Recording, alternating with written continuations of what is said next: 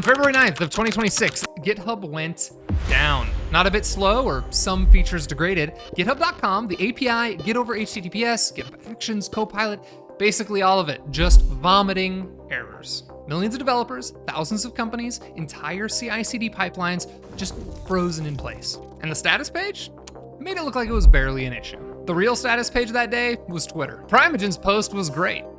2,000 likes in just a few hours. And it wasn't just him. Over the following weeks, my timeline was one long wall of complaints. One guy decided to build his own status page, the missing GitHub status page, that scrapes GitHub's own incident reports and puts them together on one screen. And it's called missing for a reason. GitHub's old status page used to publish aggregate availability metrics. Then, during a 2018-ish migration to the current status site, those roll-up numbers quietly disappeared. I wonder why. At one point in 2025, the unofficial reconstruction of GitHub's uptime dropped below 90%. Not 99.9, not even 99.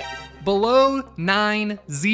That's 19 of availability. 6 incidents in February, 4 more in March, plus the Copilot outage in January that peaked at 100% error rate. If you're a developer, you probably already know about all this. You push your code, or you try to, and nothing happens. Your CI/CD pipeline queues a job and just sits there. You open Hacker News, find a thread with 400 comments, and feel the sweet relief that it's not just you. So here's the question that nobody has a good answer to. How did the platform hosting most of the world's open source code, plus a massive chunk of the world's private code, become so fragile? And a bigger one, is it gonna get any better? Because it's not just GitHub. Everything seems to be going down more often. There's a belief floating around tech investor circles that software is a solved problem. There's always this question, should I learn to code? In a year or two, it's not gonna matter. Coding is largely solved. We have the cloud, we have Kubernetes, and baby, we have AI. Auto-scaling, multi-region failover, and bugs? Those don't exist anymore, just let Claude handle it. As a user, it really does not feel that way. Look,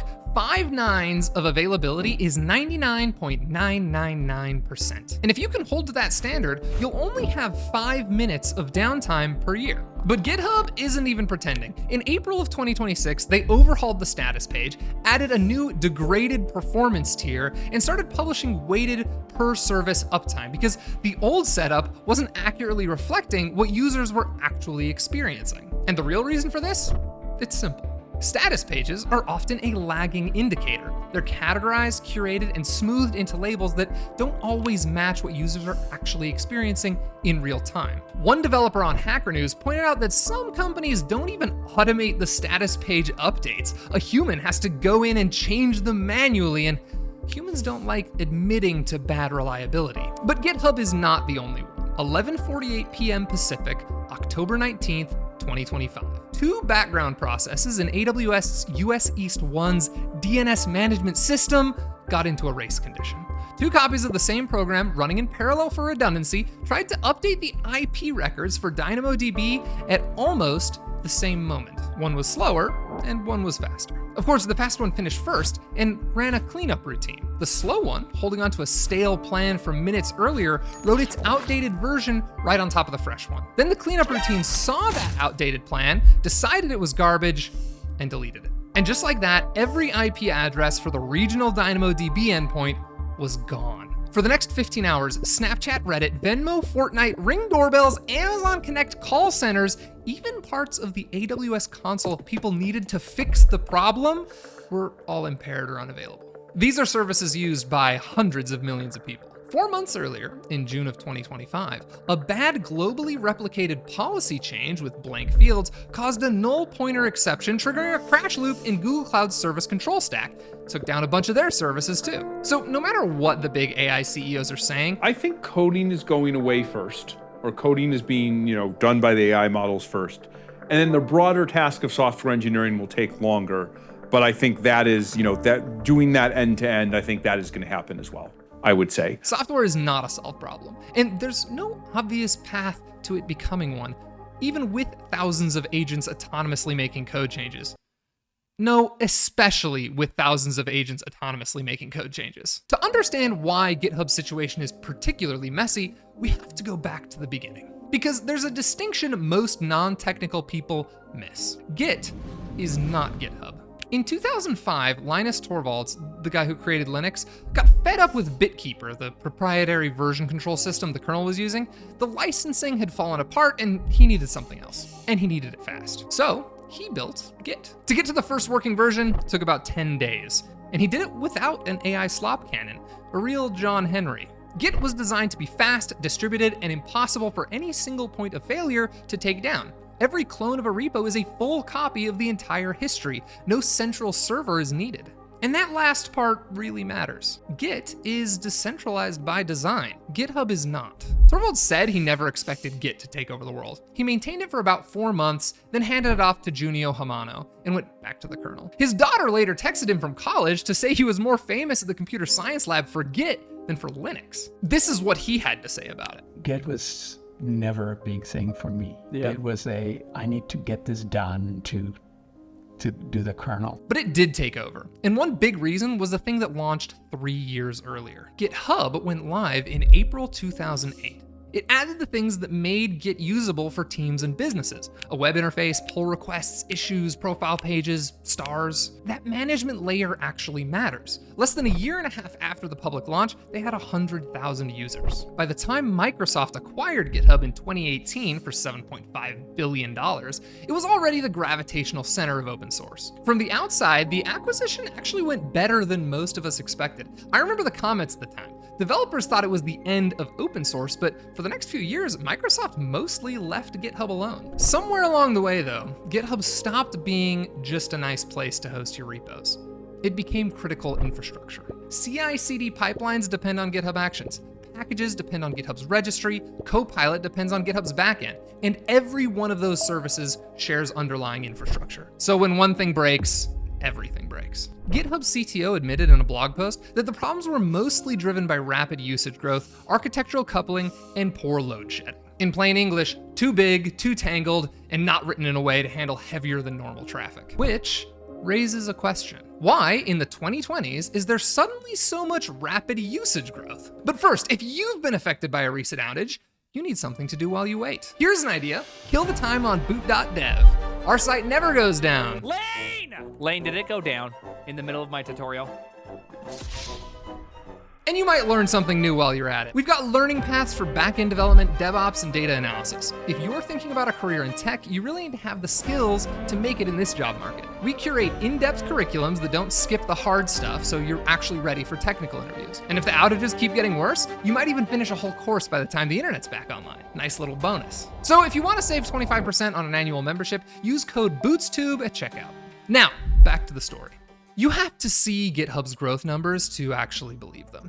The Octoverse report for 2025 said they added 36 million new developers in a single year, and nearly 1 billion commits. But here's the crazy part. Their own COO, Kyle Daigle, posted on X that by early 2026, the next year, the platform was seeing 275 million commits per week, on pace for 14 billion this year. 1 billion commits to 14 billion in 1 year. But there aren't 14 times as many developers writing code. It's the clankers. It's a clanker! A meaningful chunk of that traffic is, to no one's surprise, AI generated. Copilot autocompletes, agentic coding tools pushing commits, OpenClaw agents on Mac Minis opening pull requests. The public numbers make it pretty clear that AI-assisted development is scaling insanely fast. And those are just the ones that admit to it. Plenty of agents pretend to be human. And yes, it gets worse. Trend Micro found that AI-generated repos with AI-generated readmes were designed to look human-made, and some were actually distributing malware, obviously. Separately, GitClear analyzed 153 million changed lines of code and found that code churn, the rate at which code gets rewritten and thrown away, is much worse with AI. So more code, lower quality, and unbelievable load on GitHub. Frankly, I'd feel worse for them if Microsoft wasn't largely responsible for shoving AI down everyone's throats in the first place. And it's not just GitHub absorbing the impact. In March of 2025, Drew DeVault, the creator of SourceHut, a niche GitHub alternative, wrote a blog post titled, please stop externalizing your costs directly into my face. He described spending between 20 and 100% of his working hours every week just fighting off LLM crawlers. These bots ignore robots.txt. They come from tens of thousands of residential IP addresses, each making exactly one request, so you can't even rate limit them. They fake user agents to blend in with real users, and they specifically hammer the most expensive endpoints on a Git forge, Git blame, every page of Git log, and every commit in the repo. Several high priority tasks at SourceHut, he wrote, have been delayed weeks or even months because we keep being interrupted to deal with these bots. Cloudflare says crawlers that don't respect no crawl directives, most of which are likely AI bots, now generate more than 50 billion requests per day through their network alone. And Daniel Stenberg, the guy who maintains curl, has been writing about AI-generated vulnerability reports that sound plausible, are totally fabricated, and cost him real time to disprove. You know all those grifters minting NFTs 4 years ago? Well, now they're pushing tens of thousands of commits a day to repos no one will ever read. Most of this code will never run. My belief is that more compute cycles are being used to generate code than will ever be spent executing it in production. So, if GitHub gets worse, where are we supposed to go? In November of 2025, Andrew Kelly, the creator of the Zig programming language, posted a blog post titled Migrating from GitHub to Codeberg. For a certain kind of developer, it reads a bit like a eulogy. Ever since Gitinit 10 years ago, Zig has been hosted on GitHub, he wrote. Unfortunately, when it sold out to Microsoft, the clock started ticking. Please give me 5 more years before everything goes to shit, I thought to myself, and here we are 7 years later, living on borrowed time. He went on to explain that GitHub Actions had started, I'm quoting directly, vibe scheduling, choosing which jobs to run seemingly at random. He said this started right after GitHub's CEO amplified a developer quote about how, with AI, either you have to embrace the AI or you have to get out of your career. And his team's strict no LLM policy for Zig kept getting violated because GitHub keeps shoving the file an issue with Copilot button in everyone's face. So Zig left. Their new home is Codeberg, a German nonprofit running on ForgeJo, a community-maintained fork of Ghostty.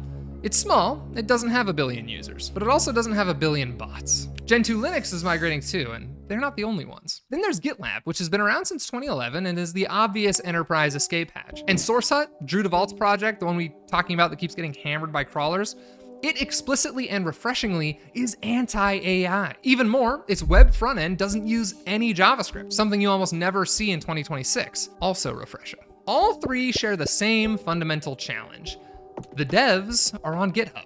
That's the problem. I'm still on GitHub. I hate the downtime, but honestly, it hasn't gotten bad enough yet for me to drop everything and move.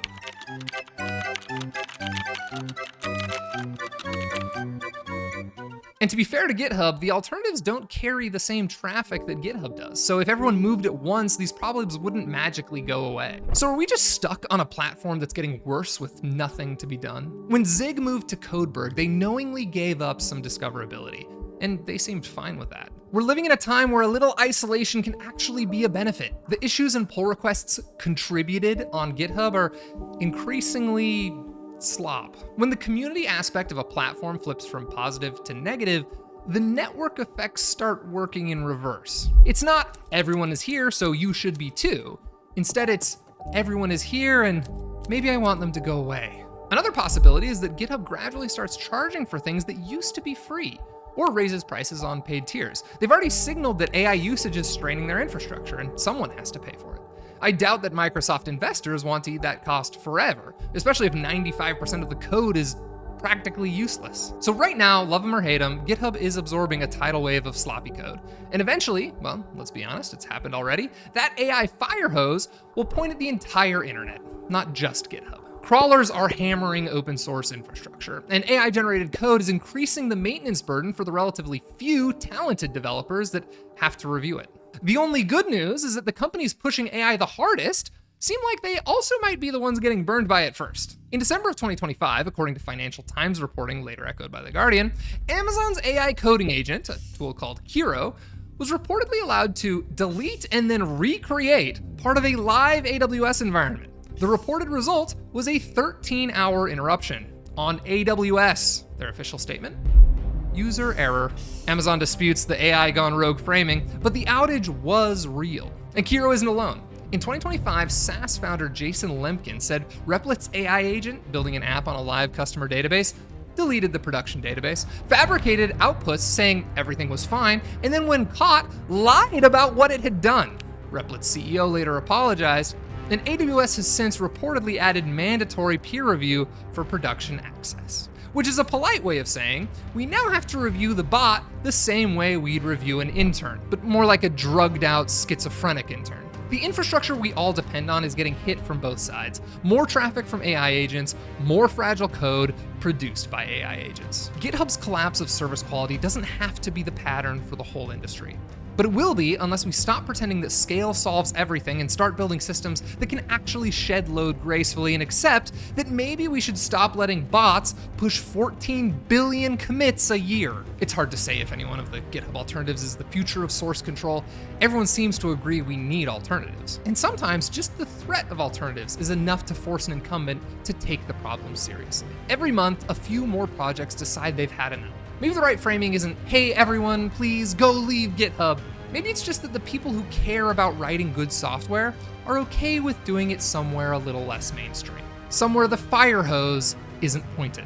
That February 9th outage, the one where the status page underplayed that the platform was clearly on fire, might end up being one of those moments people look back on. Not as the day GitHub died, but as the day their dominance started to slip. Originally, this video was going to end there, but between the time I recorded it about a week ago and when we were going to publish it, there have been certain developments. Specifically, two more major GitHub incidents. April 23rd, 2026, a subset of pull requests merged using the squash merge method produced incorrect merge commits. Then, more notably, on April 27th, 2026, major parts of pull requests, issues, and projects became nearly unusable due to an outage in GitHub's internal Elasticsearch subsystem. Personally, at Boot Dev, we were unable to use our GitHub project's Kanban board that this video's progress was tracked on. The irony is just too good. And to top it all off, Mitchell Hashimoto, the founder of HashiCorp and the creator of the Ghostty terminal, announced that Ghostty is also migrating off of GitHub. In his tweet, he said GitHub had always been the obvious place for his projects, but now it was time to go. The post instantly hit the top of Hacker News that day. He hasn't decided where they're going yet, but for him, enough is enough. Okay, hopefully we can get this published before another major outage happens. Good day. Anyways, if you want to hear more about topics like these, please like, subscribe, all of that. The boot.dev team loves making these long-form videos. We all collaborate on them and work hard to make sure we've done our research. If you want to know more about the various claims and sources in this video, we've linked everything we could think to down in the description below. And check out boot.dev to learn how to actually build software, the kind that doesn't fall over when some bots send requests. Use code BOOTSTUBE for 25% off your first year, and please don't stop learning.